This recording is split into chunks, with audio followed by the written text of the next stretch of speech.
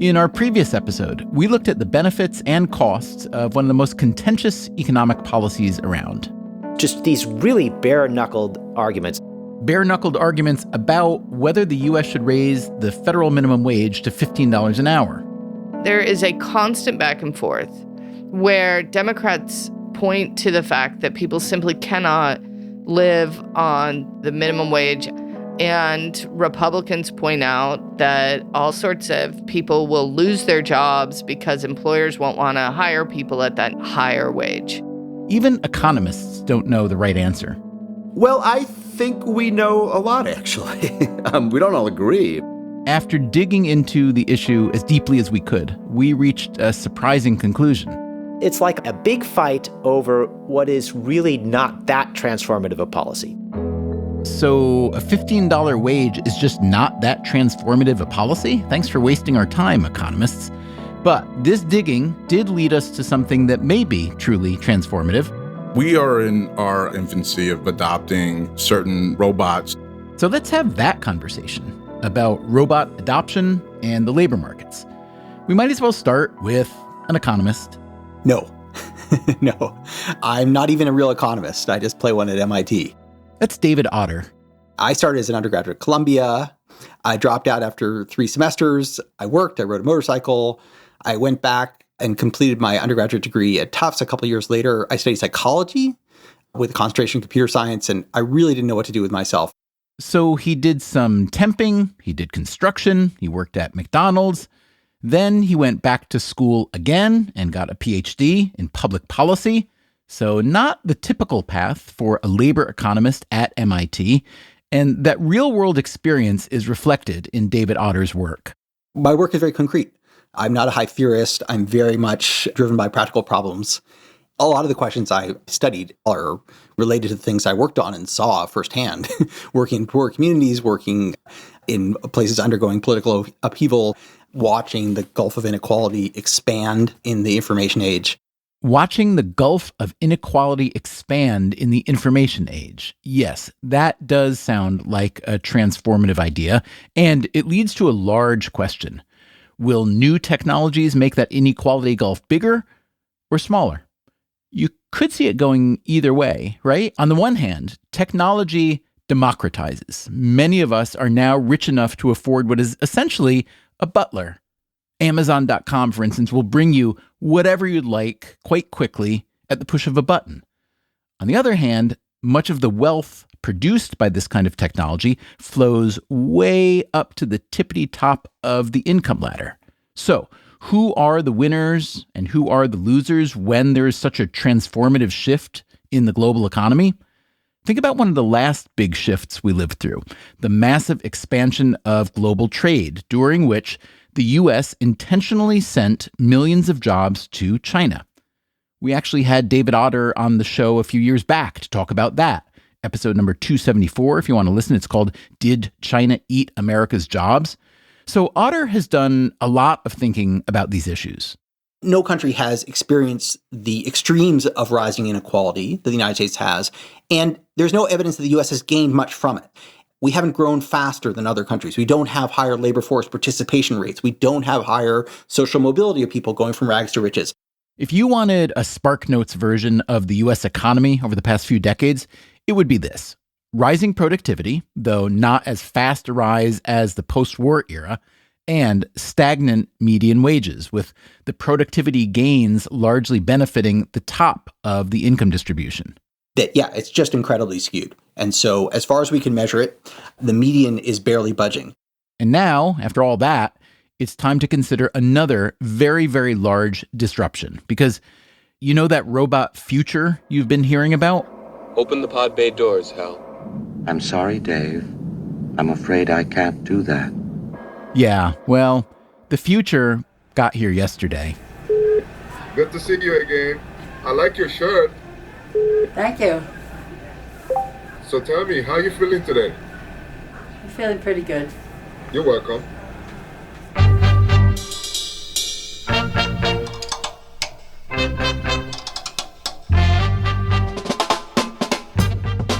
This is Freakonomics Radio, the podcast that explores the hidden side of everything.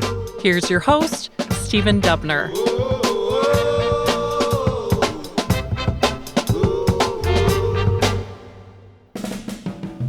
In the spring of 2018, David Otter was asked to co-chair an MIT task force called The Work of the Future.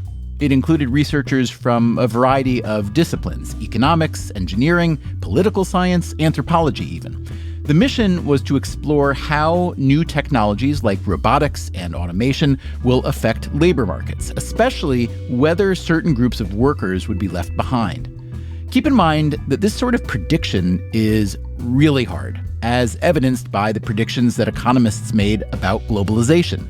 They predicted that when the U.S. offshored manufacturing jobs to China, that Americans who worked in manufacturing would be made better off, since they'd theoretically be reallocated into better jobs. But as David Otter told us in that earlier episode, this didn't happen. Some people are leaving the labor market. Some people are going into unemployment. Some people are going on to disability. And so the reallocation process seems to be slow, frictional, and scarring. The real differentiator is the skill level of the worker. So higher paid and more highly educated workers, they seem to reallocate successfully out of manufacturing into other jobs. So the HR person at a big textile firm gets an HR job elsewhere, and the manufacturers on the line are probably not. And the line workers are much less likely to do so, exactly. So considering the difficulty of making predictions about the future of work, the MIT task force started with one thing they were pretty sure about. The one thing we were confident in was that the U.S. would keep generating lots of low-wage jobs. Too many even, yes? Well, actually, too many is better than too few. When there's too many, at least they're competing hard for workers. When there are too few, workers are competing for them. And that means those jobs will get worse. And so the one positive thing you could say about the U.S. workforce, well, we had a lot of crappy jobs. The task force began its work before the pandemic. What kind of damage has been done by the pandemic recession? In the short run, it's just done enormous damage to most of the in-person service jobs. The ones that were, absolutely necessary, like in grocery stores and healthcare, have persisted, but many of the jobs in retail, in restaurants, and hospitality have not. A lot of those jobs paid only the minimum wage. Even so, many of them won't be coming back. I actually think the biggest change, and is, most obvious, is telepresence. That we are just doing more things remotely. We've kind of broken the space-time barrier in that we can't be in two places at once, but we can get to any two places instantly. No one can say how fully the old normal will return, but consider just one pandemic change: the massive drop in business travel. Let's say business travel never returns to pre-pandemic levels. What kind of downstream labor effects does that have? It's not just airplanes, right? It's Ubers and limos. It's expensive hotels that, people pay full freight on weeknights and then go out to marquee restaurants and then go have their shoes shine in dry cleaners. And so I think that's the real challenge. The Work of the Future task force took the pandemic into account as best as they could, and they recently published their report. It tries to answer three main questions. The first one: how are emerging technologies transforming the nature of human work and the set of skills that enable humans to thrive in the digital economy? Technology is always eliminating work and creating work simultaneously. We tend to focus on what is automated away, and that's completely reasonable. Simultaneously, new areas of expertise, new luxuries, new services, new demands are constantly being created. And that process, that kind of turnover, is highly productive. Consider, for instance, how medicine is practiced these days. There's hundreds of medical specialties, way, way more than there used to be. And it's not because doctors have become narrower and narrower and they know less and less. It's that they know more and more in depth rather than breadth, right? The extent of expertise required is just extraordinary, and humans have finite capacity. Where did all that need for expertise come from? Well, it came from research and technology and so on. So often we're broadening expertise, but it's not just in the high-tech professions. You will find patents emerging for new ways of hardening nails. Fingernails, I mean, not the nails you pound into wood. Patents for photovoltaic electricians, people who install solar cells. There's a lot of skilled work that's done hands-on. Being an electrician, being a plumber, building a home, or repairing an engine. And much of that work requires a combination of dexterity and flexibility and problem solving, and also knowledge on demand. A lot of people today consult YouTube when they want to learn how to sweat a pipe. We can augment people's capability to do that work by giving them VR tools, giving them information on demand. People could be much more effective in that work and more productive, and therefore paid more, if they were augmented in these ways. And so you can see in those examples how you could use the technology to not make people less necessary, but to make them more effective. That said, not every profession benefits from this kind of tech augmentation. If you're doing one of those things that all of a sudden a machine can do better than you, your opportunity set contracts. And usually the people who are on the one end of that, seeing their work disappear, are not the same people who are getting new opportunities. We saw this vividly when the U.S. offshored manufacturing jobs, and we're seeing it now in other sectors. For the people who have been working in clerical jobs or many production jobs, what automation has done is made their work unnecessary. It's tempting to think that automation will replace only the simpler jobs that don't require heavy cognitive input. But that's not the case. Otter has seen this for himself at some of the firms he's visited. One of them was a big insurance company, and they do an enormous amount of claims adjudication, claims assessment. And they have these floors of, I guess you'd call them forensic accountants. And they go through a lot of material looking for anomalies, looking for fraud, looking for overpayment, and so on. It is true that forensic accounting requires a high level of expertise, but combing through these files in search of anomalies is also a tedious task. And the automation has really accelerated that discovery work. Machines can actually do reasonably well at this, and simultaneously, they never run out of attention. They never run out of energy. Let's say machine learning and artificial intelligence can be used to find these anomalies. Does that mean that the people who used to find the anomalies are out of work, or they have a different style of work, a different amount of work? So definitely the total head count of people who need to do this work is shrinking. Now, they're mostly not firing people, but they slow down hiring. The work, I think, that remains is quite interesting.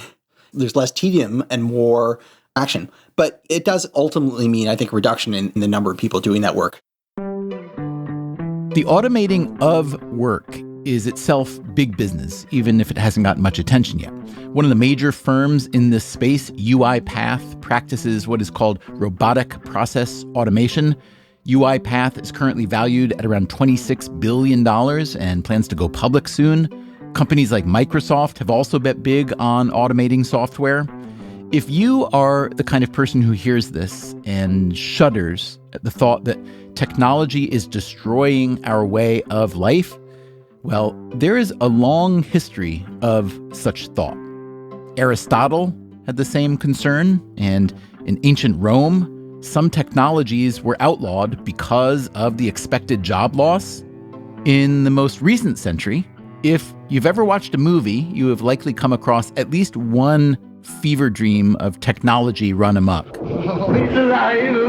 It's alive! It's alive! It's alive! And fears of a robot apocalypse. A Blade Runner's job is to hunt down replicants, manufactured humans you can't tell from the real thing. Skynet begins to learn at a geometric rate. It becomes self-aware at 2:14 a.m. Eastern Time, August 29th. We don't know who struck first, us or them. But if the overall goal is to make good policy and economic decisions about our collective future, we probably shouldn't base that policy on movie plots. As history has shown again and again and again, the fear of new technologies tends to be overstated, and the gains from technology make most people better off. But maybe, you're thinking, maybe this time is different. In the old days, when the automobile replaced the horse and carriage, if you lost your job as a carriage maker or a stable hand, you could probably find work in an auto plant. What about today? A recent paper by Daron Acemoglu and Pasquale Restrepo found that a single industrial robot will typically reduce employment by as many as 6 human workers. David Otter again. And, I can understand why companies would do that. It makes a lot of sense. Labor is a cost. No one hires workers for the fun of hiring workers. They hire workers because they need things done. If they could have machines that did it, without complaining and cost less, that's what they would do. But we have a public interest in something more than that. We're going to have lots of people. The machines ultimately work for the people. We want to augment the people. And there are many highly valuable social problems that could use automation, could use investment, and we underinvest in. For example, healthcare. Consider this healthcare checkup. Hi, so I have Dr. Samalusi. He's going to be evaluating you today, okay? Okay. Hello, my dear. How are you? Hi, I'm okay. How are you? Good to see you again. I like your shirt. So tell me, how are you feeling today? Yeah, I'm feeling pretty good. No complaints today, really. Abiola Famalusi is a doctor who works with a nursing home in Westchester County, just outside of New York City. It is called Andrus on Hudson. Can you open your mouth for me? Say, ah. Okay, good. Can you lift both hands up for me? Lift your hands up for me. Both of them. Excellent. But here's the thing. Dr. Famalusi isn't at the nursing home today. He is examining the patient remotely. Yeah, we are in our infancy of adopting certain robots. That is James Rosenman. He's the CEO of Andrus on Hudson. We have 2 robots, one for the purposes of telemedicine so that physicians can go into patient rooms with the assistance of a nurse when they can't be physically available on site.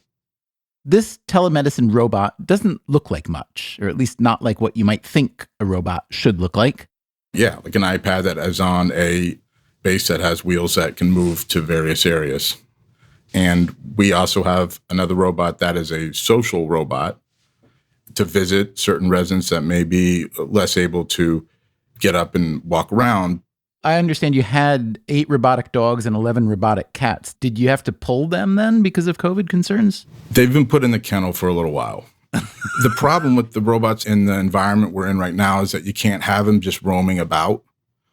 So infection control's added this other layer of complexity to robotics. So the pandemic is the reason the robotic dogs and cats had to be sidelined, but the pandemic was also the reason that Andrus got the telemedicine robot. Nursing homes were a hot zone for COVID transmissions, so Rosenman wanted to minimize face-to-face contact. Are you pretty typical as far as a nursing facility with the amount of robots you have? Are you at the leading edge or are you lagging? It's hard to know where we stand in comparison to other providers because this isn't a topic that comes up very often. But we do know that a lot of the people that we talk to don't utilize those in their facilities. Also, James Rosenman is a self-proclaimed robot nerd. I think I watched Short Circuit when I was little, the movie. Oh, I get it. Johnny Five was a big inspiration for me. But there are other non-pandemic reasons that a nursing home or hospital might want to use robots. Yeah, we work very hard on staff retention, and we do have a good retention rate. But we also have people, they retire. We would love for them to work there forever and ever, and I'd love to clone people, but we can't, maybe that's for another show, but we have a labor shortage in the market of nurses and of CNAs. A CNA is a certified nursing assistant. In the U.S. today, there are roughly 4 million RNs, or registered nurses. A recent study in the American Journal of Medical Quality estimated that by 2030, less than a decade from now, there will be a shortage of 500,000 RNs. This gap is driven by both demand, we have a large population of elderly and sick people, and supply. There are more nurses aging out of the workforce than entering it. I've continued to see this labor shortage get worse and worse. How hard is it for you to hire already? It's incredibly difficult. It is a very difficult and demanding job. There is a critical shortage of those individuals. Andrus is a pretty typical nursing home, aside from their new robot workers. They've got about 190 residents and nearly 250 employees. The typical resident is over 70 and has a variety of conditions. Respiratory conditions, COPD, general chronic respiratory failure, congestive heart failure, cancer. The nursing assistants manage a lot of the moment-by-moment care. They earn around $20 an hour. Nurses earn around $30 to $40 an hour. $40 an hour works out to around $83,000 a year. And what do these robots cost? It was $4,000 for one of the robots that we are using for socialization. And then for the medical robot, we lease that. We pay about $2,000 a month because it has all of the equipment. Equipment meaning like EKG possibility? Exactly. With the telemedicine robot, one of the key components is not just that the clinician can look at the patient and assess them, but it has an array of tools connected with it. So you have what they call a smart stethoscope. So that directly feeds into what the physician can see on their end. You know, an EKG on site, and an ultrasound is something that we're looking on adding. Your pulse rate is very good. Good. Your oxygen saturation is 98%. James Rosenman says the robots have increased productivity at the nursing home, and better yet, they've helped improve patient outcomes. You know, one area that is always of concern, individuals who come to us for short-term rehabilitation, and then something happens medically with them. Then we have to send them back out to the hospital. It's called a readmission. And so we realize that by adding the robot and having faster access to clinicians to be able to view something in real time, assess it, we were able to fairly significantly reduce readmission rates to the hospital just through that alone. For David Otter, the MIT labor economist, these nursing home robots can help answer the second question that his Work of the Future task force asked. How can we shape and catalyze technological innovation to complement and augment human potential? You could introduce so much technology into healthcare without reducing employment and yet expanding the quality of care and the quantity of care. And of course, you'll need tons and tons of people to actually do the hands-on care work. But is that reading of the situation too optimistic? Coming up after the break, a fascinating new study about Japanese nursing homes. What we're really worried about are the lower skilled workers that might be completely replaced. And why is the Andrus nursing home an outlier? Why is the U.S. a laggard when it comes to healthcare robots? It's sort of hard to understand. And if you like what you're hearing on Freakonomics Radio today, why don't you give us a rating or write a review on your podcast app? And while you're there, be sure to follow the other shows in our Freakonomics Radio network. No Stupid Questions, People I Mostly Admire, and Sudhir Breaks the Internet. We'll be right back with robots and cobots.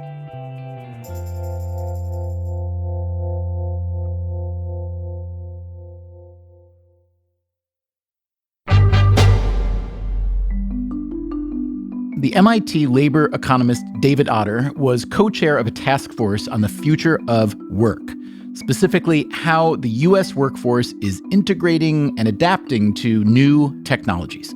The task force found that the U.S. is not nearly as adept as one might hope in this regard. Here's what they wrote in their final report. Institutional changes and policy choices failed to blunt and in some cases magnified the consequences of these pressures on the U.S. labor market. So, David, of all the rich countries in the world, how would you rank the U.S. in terms of successfully adapting to the future of work? And assuming that we are not in, let's say, the 90th percentile or above, why are we trailing? I would put the U.S. maybe at the bottom of the top dozen. On the plus side, let's give the U.S. a little bit of credit. It's incredibly creative and entrepreneurial. A lot of the technologies originate here, right? But in terms of dealing with the consequences as opposed to the opportunities, that's where we have been extremely poor. Low-wage workers in Canada make 25% more per hour than low-wage workers in the United States. It's hard to believe that Canadian workers are actually 25% more productive per hour at McDonald's than U.S. workers. That seems very unlikely. How are those wages so much higher in Canada? There are minimum wages, and then there are just norms about what is acceptable. And the U.S. has kind of thrown away those norms. To a substantial extent, we've convinced ourselves that those norms are the problem, not the solution. aside from those norms, there's also the fear that new technologies will destroy more good jobs than they create, or at least that the productivity trade-off won't be worth it. But not all countries feel that way, especially when it comes to robots. I think a lot of people just weren't aware that Japan's been subsidizing robot adoption since 2015. Karen Eggleston is an economist at Stanford. It's beautiful. You can hear the birds chirping. A lot of Eggleston's research looks at healthcare and technology in Asia. Why that focus? Well, Asia is a very important part of the world and a part of the global economy. I also have family connections to Asia. When it comes to robots in the workforce, Japan is number 2 in the world on a per capita basis. Number 1, by a long shot, is South Korea. Most of those are industrial robots used in the production of automobiles and electronics. The countries with a lot of robots tend to be high-wage countries, which makes sense since higher wages create more incentives to replace human workers. Germany, Sweden, and the US all have a high share of industrial robots. China, meanwhile, is well down the list, which also makes sense since labor in China is a lot cheaper, at least for now. When it comes to Japan, Karen Eggleston says that robots have been embraced for several reasons. First of all, we know Japan is a very developed economy and invests a lot in many kinds of new technologies, from so-so technologies to brilliant technologies. So investing in robots was natural in that context. A so-so technology is economists speak for something that just doesn't perform very well, especially when it's new. Think of automated phone services and self-checkouts in grocery stores. Second, and more related to what I usually study, is that the population age structure in Japan is such that it's leading the world in the demographic transition. And so therefore has an overall declining population and a declining working age population. Japan, in fact, has the oldest population in the world. So you have an increasing demand for long-term care and a declining supply of workers to staff that long-term care. This is the same dynamic that James Rosenman of the Andrus Nursing Home told us about, but it's even more pronounced in Japan. A lot of countries ease the burden of an aging population by importing labor. But as many people know, Japan is less welcoming of immigrant labor than many other countries in the world and has actually had a long-standing acceptance of robots. I feel like I read that a few years ago, Japan had finally started to loosen up some of the immigration. Is that right? Japan does continue to loosen immigration, so it's certainly not a black or white thing, but it's just relative to many other countries where the labor market conditions might be different. In other words, Japan might have opted for more immigrant labor to help care for its aging population, but instead it invested heavily in robots. So they don't all look like R2-D2 or C3PO, but they have functionality that enables them to take actions based on what they're monitoring. And a cobot is a term that's developed for robots that work alongside humans. Cobot as in a collaborative robot. It is a very different machine than the kind of robots used in something like auto manufacturing. Correct. Yeah, those robots can kind of swing their arms without worrying that they're going to knock over a human and damage them. And then a cobot is defined as necessarily working alongside humans. Is that right? That's the idea, is that they can work alongside. They're not only aware physically of the human's presence, but they can productively interact with the human. In Japanese nursing homes, there are a variety of cobots designed to accomplish a variety of tasks. One type, for instance, is designed to monitor patients. So these can help both the caregivers and the people themselves to avoid falls, particularly if they roll out of bed at night or they get up and then trip on something. There are also cobots to help the nursing home staff move their patients. They have these big robots with big arms that help to pick people up. Others that actually are worn by the caregiver really need to strap onto the body when they're trying to move someone from the bed to a chair or back again. So they're not shaped like a human, but to fit onto a human body. And these robots are trying to address the issue of back pain that caregivers often experience and leads to turnover and therefore poor outcomes for long-term care. Other robots help with other activities of the individual, such as being able to move directly themselves and to function independently, to help with taking a bath or walking around. So unlike the typical robot, a cobot is designed to complement human labor rather than replace it. That, at least, is the theory. Karen Eggleston, being an economist, wanted to test this theory. She and two colleagues, Yang Li and Toshiaki Iizuka, set out to gather and analyze data from 860 nursing homes in Japan. We focused on nursing homes partly because that's where this population aging question is really most manifest, and also because the huge debate about technologies is, yes, we know that surgeons' jobs will be affected by technology, but what we're really worried about are the lower skilled workers that might be completely replaced. A lot of the research in manufacturing has shown that to be certainly a worry that has foundation. Eggleston and her co-authors were able to collect a variety of data for this study. First, wage and employment data from these nursing homes. This included whether a given employee was a so-called regular worker, which was usually a full-time position and paid fairly well, or a lower-paid non-regular, meaning a part-time or flex worker. The researchers also measured the degree of cobot adoption in a given nursing home, but they needed to introduce a random variable to prove causality between the adoption of robots and the effects on staffing. Luckily for them, different prefectures across Japan subsidize cobots at different rates, some as high as 50%. This variation in subsidies gave the researchers a nice natural experiment. And we use the variation in those subsidies to help figure out which way the causality arrow goes. Eggleston and her colleagues have written a working paper called Robots and Labor in the Service Sector, Evidence from Nursing Homes. What'd they find?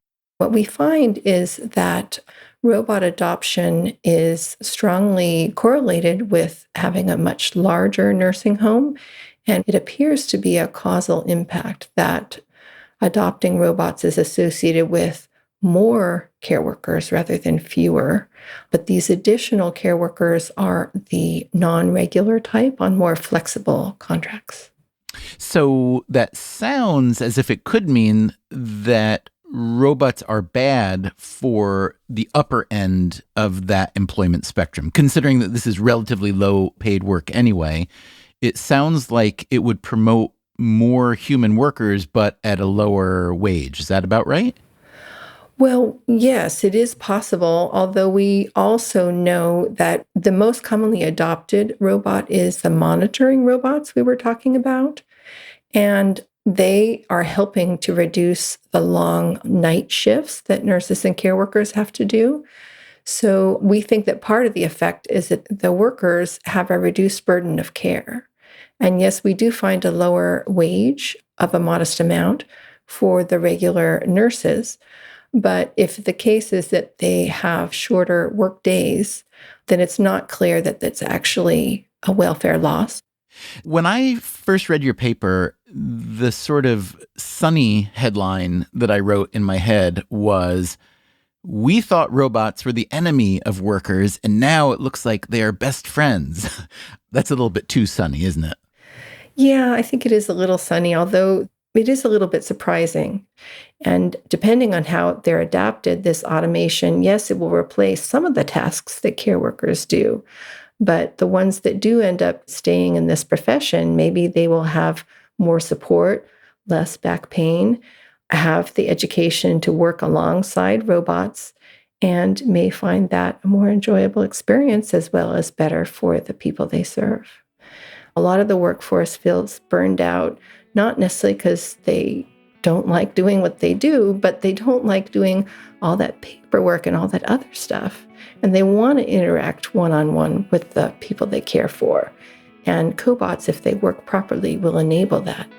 Humans have these qualities of being very dexterous and being able to care directly to the patient and communicate and have compassion with them. You could argue that healthcare is the ideal scenario for the blending of human and robot labor. There are countless tasks and procedures where technology can plainly be helpful, but the human appetite for compassion also seems boundless, and for now at least, humans are better at compassion. You could see cobots helping mightily, not just in hospitals and nursing homes, but in at-home care as well. A recent study from the Journal of the American Medical Association found that some 5 million older adults in the U.S. need help with bathing or using the bathroom. In Japan and elsewhere in Asia, and also in Europe, it is increasingly possible for a robot to assist with such tasks. That's not just because robots have been subsidized. They've also been deregulated. In the United States, we don't have access to a lot of these types of robots. That, again, is James Rosenman, CEO of the Andros-on-Hudson Nursing Home. And why don't we have more access to these types of robots? It's a good question. When I look at a lot of these things, or I'll find something, my eyes will get huge. I'll do some research and late at night, and then I find out, it's only available in, Japan or in the EU, actually in many, many markets. And the glimmer goes out of my eye because I know that we can't legally import that to the United States. The other day, I was just looking at, for example, to reduce the incidence of individuals developing pressure ulcers for people who are more bedbound. The current thinking is that you rotate people so that you can increase blood flow and reduce pressure on one given part of the body. So the idea that I was thinking about was maybe there are beds beyond just the mattresses that are pressure relieving, a robotic bed that literally move people. Right now, that's being done by humans. It's not available in the United States. So is it regulation that's preventing this right now? And if so, what kind of regulation? Is it technical regulation? Is it medical regulation, et cetera? Sort of hard to understand. I think that some of it is like a pie chart, if you will, of different reasons. I don't think there's one sort of smoking gun or people in the back room that are saying, all right, let's not get these things rolled out because it goes against our interests. It's just very fragmented. And so you have these different regulatory authorities. You have who's going to pay for it? How is it going to be used? You can have it approved, but then you have how is it used in practical terms on site?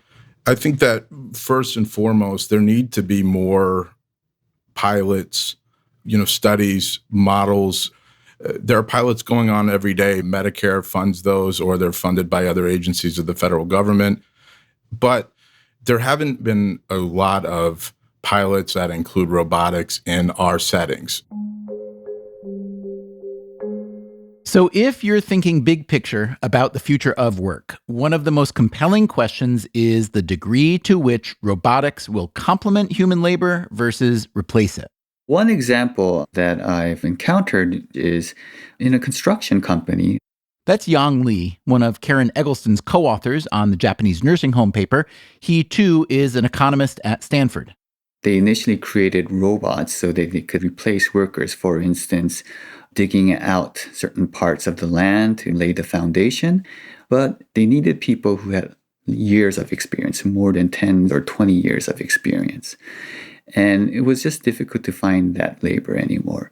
So what they decided to do is to create a robot where an individual with maybe only 1 year of experience could operate a machine that could perform the task that a skilled laborer with 20 years of experience could perform.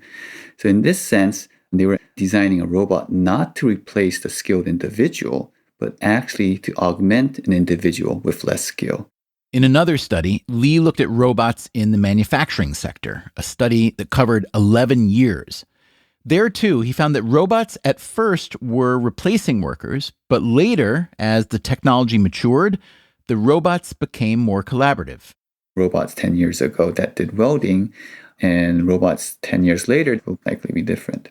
So how do economists see this relationship unfolding between human workers and smart machines? How can that relationship be optimized? Karen Eggleston again.